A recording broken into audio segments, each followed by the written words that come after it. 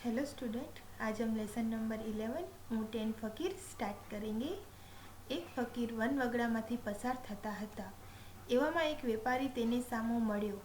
તેણે પૂછ્યું, ફકીર બાબા, તમે આટલામાં ક્યાંય ઊંટ જતું જોયું? एक बार क्या हुआ, फकीर थे वो जंगल में से पसार जा रहे थे। इतने में ही उन्होंने सामने से व्यापारी मिला और व्यापारी ने क्या पूछा कि फकीर बाबा, आपने यहाँ कहाँ કેમલ દેખા?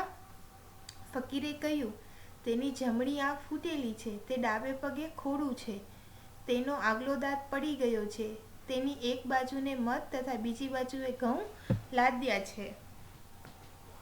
फिर फकीर ने क्या बोला कि उसकी जो राइट आइज है वो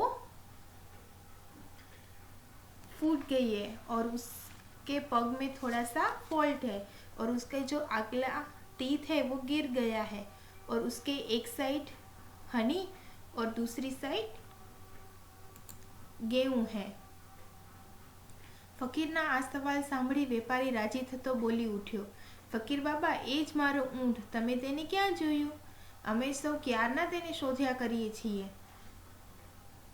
फिर फकीर के वो सब क्वेश्चन देख के व्यापारी ने क्या बोला कि फकीर बाबा, वही तो है मेरा कैमल, आपने कहाँ देखा? हम लोग तो कब से उसे ढूंढ रहे हैं। फकीर बोल्यो, पर मैं तमारो ऊँट तो जोયું નથી। फिर फकीर बाबा ने क्या बोला कि मैंने आपका कैमल नहीं देखा है। ફકીરનો આ જવાબ સાંભળીને પેલા વેપારીને થયું કે નક્કી આ ફકીરે મારા ઊંટને જોયું તો છે, પણ તેના ઉપર માલની લાલચ તે મને બતાવવા માંગતો નથી। તેણે જરા કડકાઈથી ફકીરને કહ્યું, દાયાથી મારો ઊંટ મને આપી દો, તેની ઉપર કિંમત ઝવેરાત પણ હતું, જો નહીં આપો તો પકડીને રાજા પાસે લઈ જવા પડશે। फिर फकीर का आंसर सुनकर व्यापारी को लगा कि मेरा जो कैमल था वो फकीर ने ले लिया है और वो मुझे वापस नहीं देगा। फिर व्यापारी ने क्या उसे स्ट्रिक्ट से बोला कि मेरा ऊँट मुझे दे दो, वरना मैं आपको राजा के पास लेके चलूँगा। ફકીર બોલ્યો, અરે શેઠજી, હું તમને ખરું કહું છું કે મેં તમારો ઊંટ જોયું જ નથી, પછી તેના ઉપર ઝવેરાતની તો વાત જ શી। फिर फकीर ने क्या बोला कि शेठ जी, मैंने आपका कैमल नहीं देखा है, फिर उसके ऊपर जो गहने हैं उससे मुझे क्या? પેલો વેપારી હવે ગુસ્સે થઈ ગયો। તેણે પોતાના માણસોને કહ્યું, આ ફકીરને પકડીને રાજા પાસે લઈ ચાલો। फिर वो व्यापारी बहुत गुस्से में आ गया। फिर उसने अपने जो आसपास के लोग थे उनको बोला, अब इसको पकड़ के हम राजा के पास लेके चलेंगे। રાજાએ ફકીરની ઝડતી લહેરાવી, પણ કશું ઝવેરાત તેની પાસેથી નીકળ્યું નહીં। છતાં ફકીરે ઊંટનું જે વર્ણન આપ્યું તે તો બરાબર પેલા વેપારીના ઊંટનું જ હતું, તેથી તેણે એ ઊંટને જોયું નથી। એ વાત તો કેમ મનાય? તેની ઉપર ઝવેરાતથી લાલચે તેણે તેને ચોક્કસ ક્યાંક સંતાડી દીધું છે। એમ માની રાજાએ તેને સખત શિક્ષા કરવાનો હુકમ કર્યો। राजा था, वो फकीर के पास जो बैग था वो भी पूरा देखा, लेकिन उसमें से कुछ भी नहीं निकला। फिर भी फकीर था, वो जैसा कैमल को बोला था वैसा ही कैमल वो व्यापारी का था। फिर राजा ने उससे बहुत ही सख्त सजा करने का हुक्म दिया। રાજાનો હુકમ સાંભળી ફકીર બોલ્યો, રાજાજી, રહેમ કરીને પહેલાં મારી વાત સાંભળો। ખરેખર મેં ઊંટ જોયું નથી। વાત એમ જ છે કે હું વનવગડામાં કેટલાય વર્ષથી રહું છું। મને બધું અવલોકન કરીને જોવાની ટેવ છે। આજે સવારે જ્યારે હું વગડામાં જતો હતો ત્યારે મેં જમીન ઉપર ઊંટના પગલાં જોયા, પરંતુ તેની સાથે માણસના પગલાં ન હતા। તે ઉપરથી મેં માન્યું કે ઊંટ તેના માલિક પાસેથી છૂટું પડી ગયેલું હોવું જોઈએ। राजा ने जो सजा का हुक्म दिया था वो सुनकर फकीर ने क्या बोला कि मेरी बात सुनो, मैं सच्ची में मैंने कैमल को नहीं देखा, लेकिन मैं कितने सालों से यहाँ पे वनवगड़े में रह रहा हूँ और जब सुबह मैं जा रहा था वनवगड़े में तब मैंने एक कैमल के पैरों के निशान देखे, लेकिन उसके साथ कोई भी इंसान के पैर के निशान नहीं थे। इसलिए मैंने मान लिया कि कैमल है वो अपने मालिक से अलग हो गया है। પગલાના માર્ગની એક બાજુ ઝાડના પાંદડા કરેલા હતા તે પરથી મેં માન્યું કે ઊંટ એક આંખે કાણું હોવું જોઈએ। जो पैरों के निशान थे उसमें से एक साइड में पूरे पेड़ के पत्ते उसको लगे होंगे, इसलिए फकीर ने क्या बोला कि इसलिए मुझे लगा कि ऊंट है वो एक आंख से नहीं देख सकता। तेना पगलामाનું एक बाजुનું पगલું जरा ओछું देखाતું હતું તે પરથી મેં ધાર્યું कि તે एक पगे खोड़ू हसे। उसके जो पैरों के निशान थे उसमें से एक पैर का निशान है वो जमीन पे थोड़ा सा कम दिख रहा था, इसलिए उसने ऐसा सोचा कि वो एक पैर में उसको प्रॉब्लम होगी। तेने जे પાંદડા કરડ્યા હતા તે પાંદડાનો વચમાંનો ભાગ લટકતો રહી ગયો હતો તે પરથી મેં માન્યું કે તેને આગલો એક દાંત પડી ગયો હશે। उसे जो पत्ते लगे थे उसमें से बीच में एक भाग था वो ऐसे ही पड़ा था, इस पे से मुझे लगा कि उसका एक आगे का जो दांत है टीथ है वो गिर गया होगा।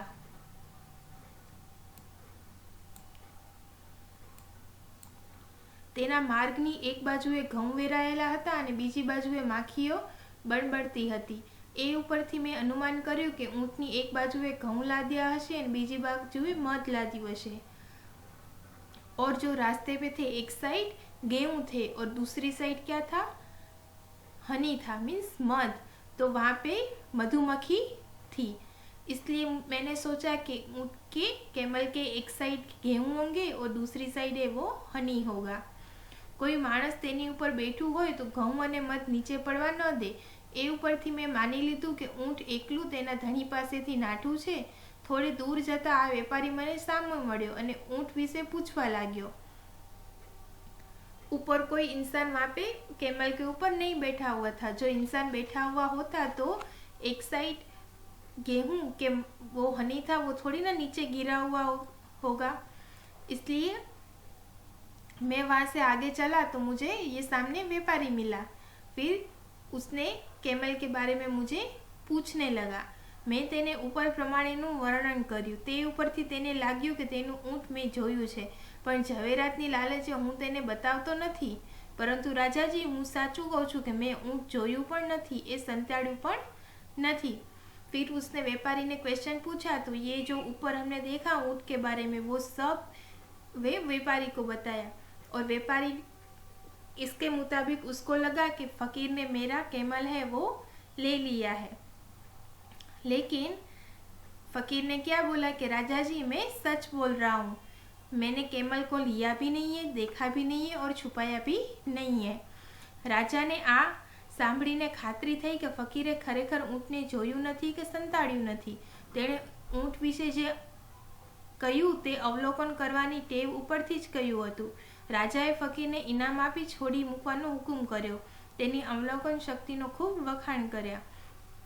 फिर राजा ने ये सब सुन के फिर ये डिसाइड किया कि सच में फकीर ने कैमल को नहीं देखा और छुपाया भी नहीं है। लेकिन उसके जो कैमल के बारे में उसने जो अवलोकन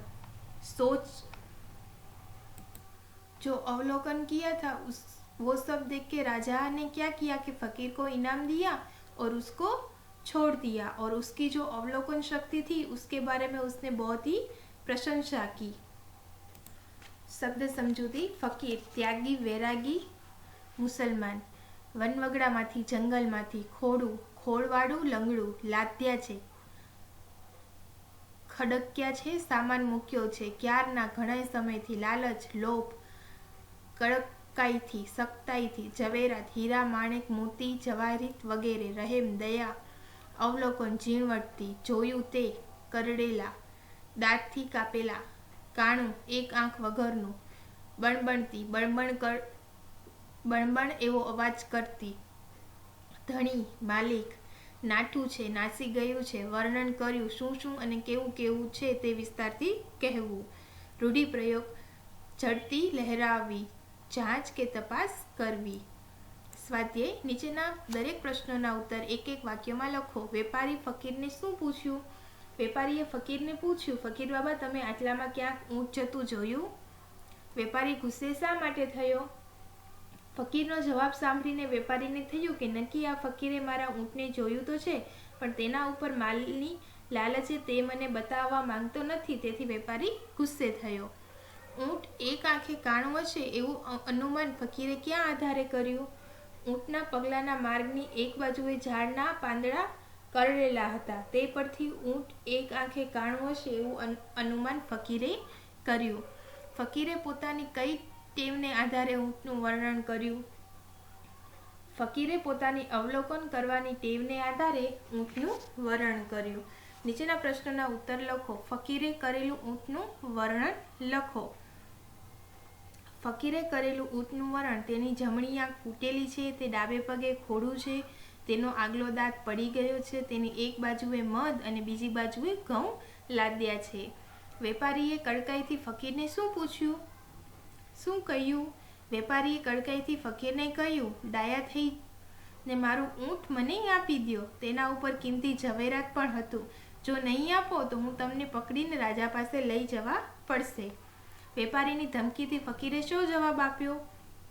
વેપારીની ધમકીથી ફકીરે જવાબ આપ્યો, અરે શેઠજી, હું તમને ખરું કહું છું કે મેં તમારું ઊંટ જોયું નથી, પછી તેના ઉપર ઝવેરાતની તો વાત જ છે. ઊંટ ઉપર ઘઉં અને મધ હતા એવું અનુમાન ફકીરે ક્યાં આધારે કર્યું હશે? ઊંટના માર્ગની એક બાજુએ ઘઉં વેરાયેલા હતા અને બીજી બાજુઓ માખીઓ બણબણતી હતી. તેના આધારે ફકીરે અનુમાન કર્યું હશે કે ઊંટ પર ઘઉં અને મધ હતા. ફકીરની વાત સાંભળીને રાજાએ શું કહ્યું? ફકીરની વાત સાંભળીને રાજાને ખાતરી કરી કે ફકીરે ખરેખર ઊંટ જોયું નથી કે સંતાડ્યું નથી. તેણે ઊંટ વિશે જે કહ્યું તે અવલોકન કરવાની ટેવ ઉપરથી જ કહ્યું હતું. રાજાએ ફકીરને ઇનામ આપી છોડી મૂકવાનો હુકમ કર્યો અને તેની અવલોકન શક્તિના વખાણ કર્યા. Question number 3. નીચેના શબ્દોનો ઉપયોગ કરી વાક્ય બનાવો. ઝવેરાત: ચોર પાસેથી કશું ઝવેરાત મળ્યું નહીં. હુકુમ: અકબરે બિરબલને દરબારમાં હાજર થવાનો હુકમ કર્યો. અનુમાન: આકાશમાંના વાદળાથી અનુમાન થઈ શકે છે કે વરસાદ આવશે. અવલોકન: તેણે ઊંટ વિશે જે કહ્યું તે અવલોકન કરવાની ટેવ ઉપરથી જ કહ્યું હતું. ફકીર: આજે ગામમાં એક ફકીર આવ્યો હતો. Question number 4. નીચેના વાક્યોનો વાર્તાના ક્રમમાં ગોઠવીને લખો. ફકીરને રાજા પાસે લઈ ગયા. રાજાએ ફકીરના વખાણ કર્યા. રાજાજીએ ફકીરની વાત શાંતિથી સાંભળી. વેપારી ફકીર પર ગુસ્સે થયો. ફકીર વનવગડામાંથી પસાર થયા હતા અને રાજાજીએ ફકીરને વિનંતી કરી. 1. ફકીરે વનવગડામાંથી પસાર થયા. 2. વેપારી ફકીર પર ગુસ્સે થયો. 3. ફકીરને રાજા પાસે લઈ ગયા. 4. રાજાજીએ ફકીરને વિનંતી કરી. 5. રાજાજીએ ફકીરની વાત શાંતિથી સાંભળી. 6. રાજાએ ફકીરના વખાણ કર્યા. નીચેના વાક્યો કોણ બોલે છે તે લખો. તેની જમણી આંખ ફૂટેલી છે. ફકીર: તેની ઉપર કિંમતી ઝવેરાત પણ હતું. વેપારી: આ ફકીરને પકડી રાજા પાસે લઈ ચાલો. વેપારી: રાજાજીએ રહેમ કરીને પહેલા મારી વાત સાંભળો. ફકીર: પાઠમાંથી શોધીને દીર્ઘ ઈ આવતો હોય તેવા 10 શબ્દો તમારી नोटમાં લખો. ये आपको खुद से करना है. નીચેના શબ્દોના સમાનાર્થી શબ્દ લખો. કૃપા, મહેરબાની, આંખ, નયન, લોચન, વિખૂટું, છૂટું, માલિક, ધણી, જંગલ, વન, સાચું, સત્ય. નીચેના શબ્દોને શબ્દકોશના ક્રમમાં લખો. રહેમ, ઊંટ, વગડો, ઝવેરાત, પાંદડું. 1 ઊંટ, 2 ઝવેરાત, 3 પાંદડું, 4 રહેમ, 5 વગડો. Thank you.